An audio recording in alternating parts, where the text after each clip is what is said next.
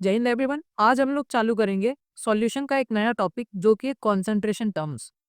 Concentration terms पढ़ने के पहले एक चीज मैं आपको बता दूं, व्हाट इज कॉन्सेंट्रेशन टर्म्स।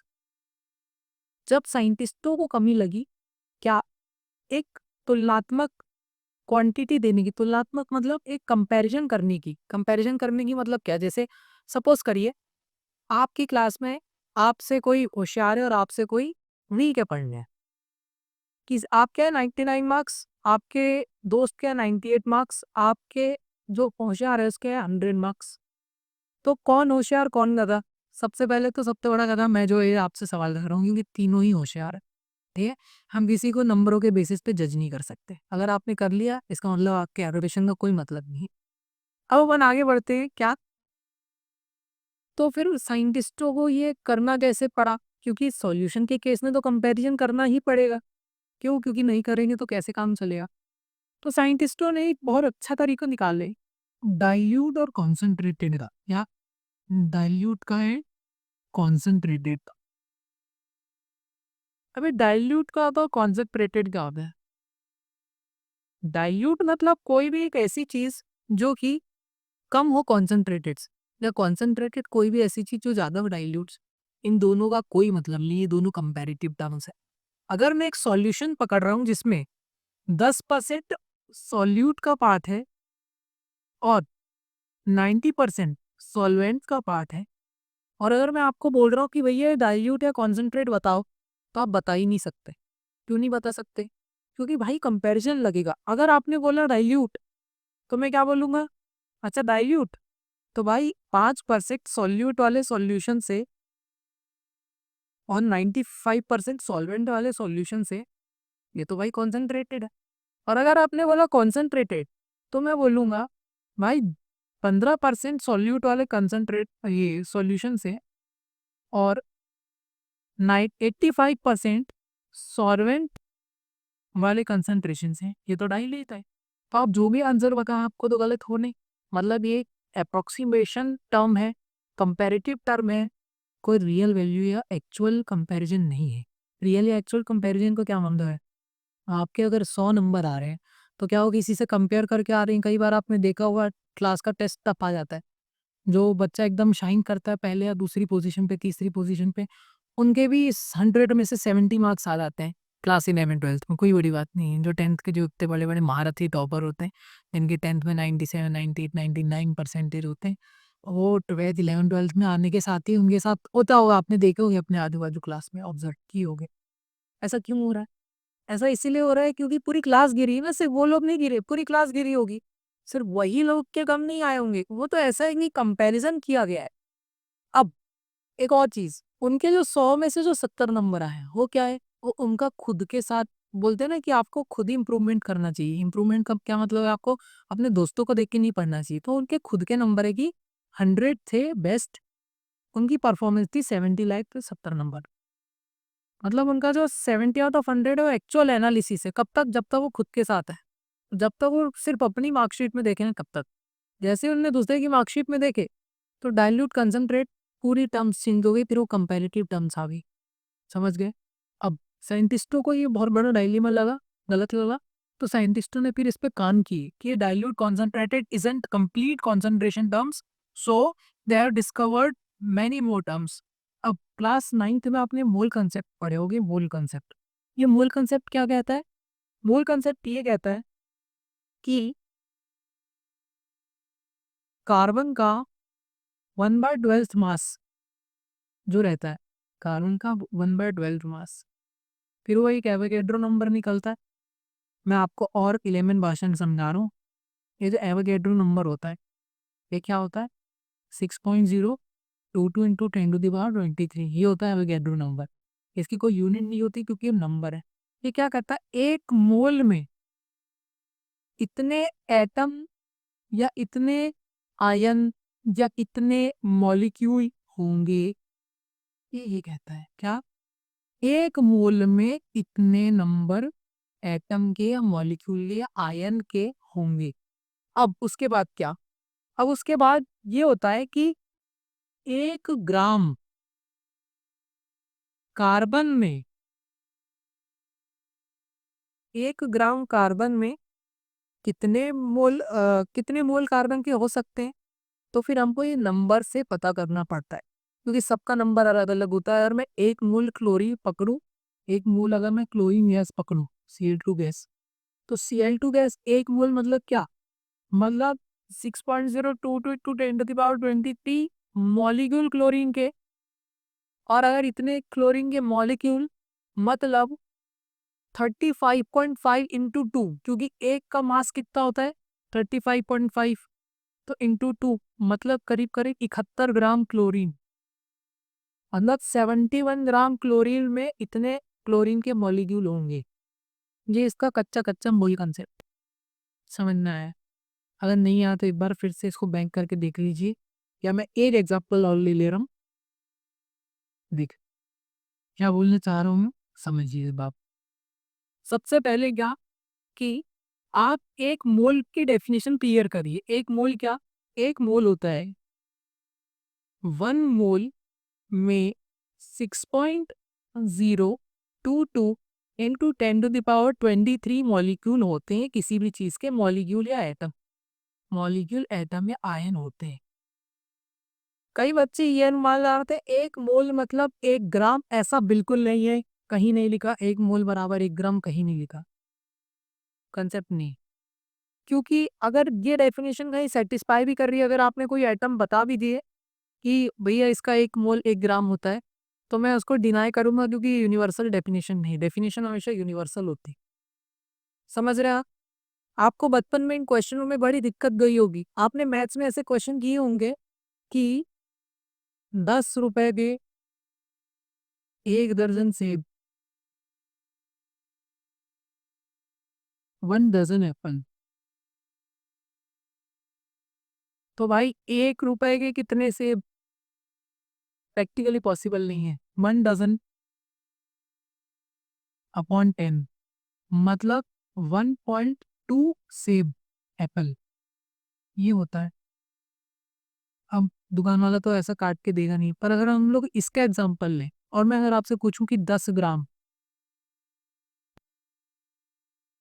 किसमें? क्लोरी गैस में कितने मॉलिक्यूल इसके, तो आप पहले निकालेंगे कि 1 मोल में कितने होते हैं। 1 मोल में आपने निकाल लिए, उसके बाद 1 मोल वेट कितना करेगा, इसके लिए आपको एमयू एटॉमिक मास यूनिट से लेना पड़ेगा। क्लोरीन के एक एटम मास हम 35.5 मानते हैं, और 35.5 क्योंकि एक मॉलिक्यूल में 2 एटम होते हैं, तो ये होता है 71 ग्राम। और अगर 71 ग्राम का मतलब है 71 ग्राम 1 मोल में है, कितने? 71 ग्राम। तो 10 ग्राम निकालने के लिए क्या करेंगे? पहले तो 1 ग्राम क्या करेंगे, ये देखो 71 ग्राम में कितना मॉलिक्यूल? 6.022 into 10⁻23 molecule. उसके बाद यहाँ पे 10 ग्राम चाहिए ना, तो 10 ग्राम इसमें 6.022 इंटू 10⁻23, 71 आया नीचे और 10 आया ऊपर। ये कर देंगे, आपका आंसर आ जाएगा कि 10 ग्राम में इतने मॉलिक्यूल। ये सीधा सीधा मूल कॉन्सेप्ट है, क्योंकि आप 11th क्लास पढ़ के आए हैं। 12th क्लास में आप 11th क्लास में बड़ा अच्छा पढ़े होंगे आपने, मेरे को आप पे पूरा भरोसा है। तो ये मैंने आपको रिमाइंड करवाया हूँ कि ऐसा था भाई, मूल कॉन्सेप्ट याद करके देख। समझ गए? वैसे मोल कॉन्सेप्ट नहीं, काम नहीं आएगा अभी आगे। सिर्फ मोल कब आएगा? मोल क्या होता है? मॉलिक्यूलर मोल का एक और फॉर्मूला मैं बता दे रहा हूँ। मोल होता है नंबर ऑफ मोल, जिसको कैसे डिनोट करते हैं? एन होते हैं। वो होता है desired weight upon molecular wait. अगर आप इसको सोच के देखो, तो अभी हमने यही सब डिस्कस की, डिजायर्ड वेट अपन मॉलिक्यूलर वेट। क्योंकि ये 71 ग्राम क्या था? मॉलिक्यूलर वेट था। किसका था? क्लोरीन गैस का था। समझ आया कि नहीं आया? ये जो डिजायर्ड वेट था, ये क्या था? डिजायर्ड वेट बोले कोई 10 ग्राम था डिजायर्ड वेट, हमने लिए 10 ग्राम। ये आपको प्रीवियस क्लासेस में आप पढ़े हैं, और वही कर रहा हूँ मैं, बेसिक सी चीज कर रहा हूँ। ये बुकिश लैंग्वेज है और ये एक कंसेप्ट है ऐसा। अगर आप इसको रिलेट करके देखेंगे, आप समझ पाएंगे कि 71 ग्राम में 1 मोल, और उसके बाद 10 ग्राम निकालना है, तो 6.022 अपॉन में लागो। समझ गए? नहीं समझ में? एक बार फिर से बैक करके आप देखिए। वैसे नहीं भी करेंगे चलेगा। क्यों? क्योंकि ये पार्ट इंपॉर्टेंट नहीं है। क्या इंपॉर्टेंट है इस पूरे बोर्ड में? सिर्फ ये formula, desired weight upon molecular wait, बस। इसको छोड़ के कुछ भी यहाँ पे इंपॉर्टेंट नहीं है। अब आगे बढ़ते हैं अपन लोग कॉन्सेंट्रेशन टर्म्स की ओर। कॉन्सेंट्रेशन टर्म्स में ये बोला गया है कि कंसंट्रेशन टर्म्स होती है बहुत सारे types.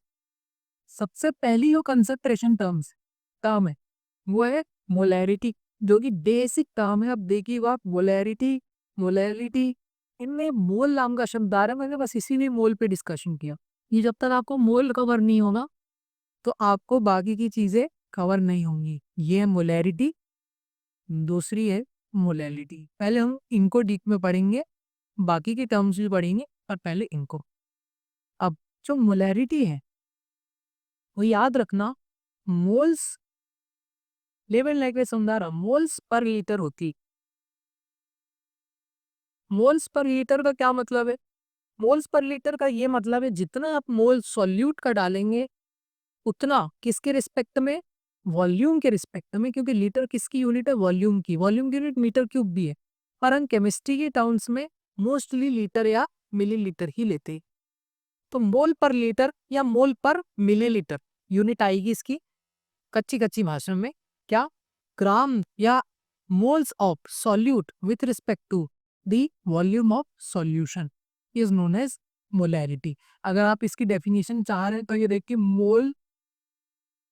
moles of solute with respect to the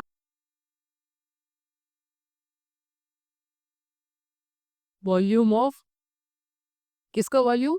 solution का वॉल्यूम इज नोन एज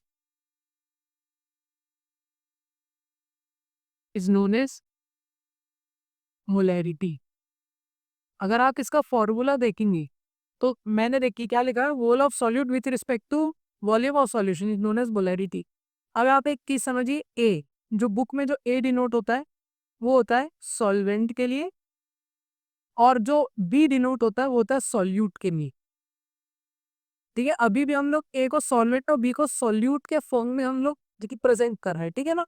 अब देखिए, मेरे को निकालना मोलैरिटी, तो मैं मोलैरिटी को इक्वल टू करूंगा मोल्स ऑफ सॉल्यूट, जैसा मैंने लिखा मोल्स ऑफ सॉल्यूट अपॉन क्या? Moles of sorry moles of solute upon volume किसका? सॉल्यूशन का। ठीक है ना, सॉल्यूशन का पूरा टोटल वॉल्यूम। अब देखिए यहाँ पे ब्रैकेट में मैं सॉल्यूशन लिख देगा। अब यहाँ पे एक चीज को गौर करिए, मोल्स ऑफ सॉल्यूट मतलब इसको मैं क्या लिख सकता हूँ? N, small n. याद रखना, आप कैपिटल एन लिखेंगे नॉर्मेलिटी हो जाएगी, आप स्मॉल एन लिखेंगे मोल्स रहेगा। तो लेटर्स का बहुत बड़ा महत्व है केमिस्ट्री के अंदर। प्लीज लेटर्स के साथ छेड़छाड़ ना करें, नहीं तो आपके मार्क्स कटने की पूरी पूरी पॉसिबिलिटीज है। अब देखिए, मोल्स ऑफ सॉल्यूट मतलब एन बी अपॉन वॉल्यूम। अब एनपी का मैंने फॉर्मूला बताया, desired weight upon molecular weight. Desired weight का क्या मतलब है? डिजायर्ड वेट का मतलब है डब्ल्यू बी, जो वेट हम सॉल्यूट का ऐड करते हैं खुद से मेजर कर करके। उसके एक पूरा सेटअप आता है, एक मशीन आती है, उसमें पहले वेट मेजर करते हैं कितना ग्राम हम डाल रहे हैं, उसके बाद ही हम किसी टेस्ट ट्यूब में डालते हैं, अपॉन एन बी। ये एम बी क्या है? ये मसल ग्लेज या, ठीक है, ऐसा कुछ नहीं है। एम बी का मतलब होता है molecular mass of solute. Molecular mass का क्या मतलब है? जैसे कार्बन का 12 होता है, 42 होता है, आइसोटोप है ना। उसके बाद हाइड्रोजन का 1 2 3 होता है, different isotopes of hydrogen. Chlorine का 35.5 है, सोडियम का 23 है, वैसे ही फिक्स्ड होता है। पीरियोडिक टेबल देखेंगे आपको मिल जाएगा। क्वेश्चन में कई बार गिवन भी होता है, बट क्योंकि आप 12th के स्टूडेंट्स, आपसे ये एक्सपेक्टेड है कि आपको याद रहे। इनटू, क्यों इनटू में? क्योंकि वॉल्यूम है ना, तो अपॉन में 1/v। अब क्योंकि एसआई यूनिट ही ली जाती है, तो वॉल्यूम पे काय में ले रहा हूं मैं? लीटर में ले रहा हूं मैं यहाँ पे।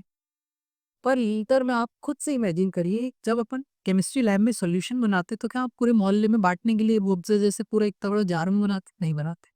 ऐसे कम से कम बिल्कुल टेस्ट ट्यूब छोटी सी रहती है, उनमें मार्किंग रहती है 5 ml 10 ml 15 ml। Conical flask सब में मार्किंग रहती, लोग कोनिकल फ्लास्क रखा भी है, अगर बोलेंगे उसके एक्सपेरिमेंट भी करवा दूंगा। तो ये वॉल्यूम है, इसका मतलब क्या है? वॉल्यूम का मतलब है हमको इसको कन्वर्ट करना है गाय में एमएल में। काय में कन्वर्ट करना है? एमएल। अब 10th क्लास की बेसिक मैथ्स है, 10th की भी नहीं पहले की है, कि 1 लीटर में कितना एमएल? 1000 ml। तो यहाँ पे 1000 ऊपर आ गया, और एम एन वॉल्यूम के साथ हो। और ये फॉर्मूला है मोलैरिटी था। और जब आपको एग्जाम में आएगा डिफाइन मोलैरिटी, तो आप ये कथा कहानी नहीं लिखेंगे, सिर्फ इतना लिखेंगे और ये फॉर्मूला लिखेंगे। ये फॉर्मूला आया कहाँ से? इसकी डेफिनेशन से। कुछ बच्चे डेफिनेशन याद कर लेते, फॉर्मूला याद नहीं होता। कुछ बच्चे फॉर्मूला याद कर लेते, डेफिनेशन याद नहीं होती। अब जिनको दोनों ही करना है वो ये तरीका है। डेफिनेशन से फॉर्मूला बनता है। डेफिनेशन क्या है? मोल्स ऑफ सॉल्यूट इन पर लीटर ऑफ सॉल्यूशन, या moles of solute with respect to the volume of solution is known as molarity. आप किसी भी बुक में देखेंगे, language can be different but the thing is same. ठीक है, आज हमने पढ़े मोलैरिटी के बारे में। अगला लोग लेक्चर करेंगे मोलैरिटी के बारे में। जय हिंद, धन्यवाद।